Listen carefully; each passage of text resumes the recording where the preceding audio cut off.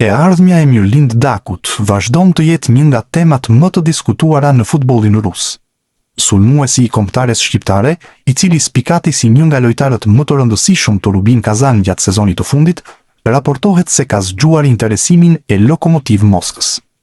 Sipas mediave ruse, drejtuesit e klubit nga kryeqyteti e konsiderojnë Dakun si një nga alternativat kryesore për të përforcuar repartin ofensiv gjatë merkatos së verës.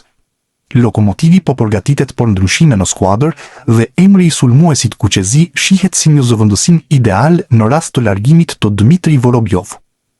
Megjithatë, një transferim i mundshëm mbetet i lidhur me zhvillimet që pritet të ndodhin në merkato. Burime pranë lojtarit bëjnë me dije për Panorama Sport se deri në këtë moment nuk ka asnjë ofertë konkrete në drejtim të Rubin Kazan apo vetë Dakut, pavarësisht interesimit që po qarkullon në mediat ruse. Në të njëjtën linjë është shprehur edhe babai i futbollistit Fehmi Daku, i cili ka mohuar ekzistencën e ndonjë oferte zyrtare. Ai ka theksuar se sulmuesi ndihet i vlerësuar dhe shumë i kënaqur te Rubin Kazan, klub ku ka arritur të shfaq potencialin e tij maksimal. Por momentin, gjithçka mbetet në nivel interesimi, ndërsa Daku vijon të jetë i fokusuar te Rubin.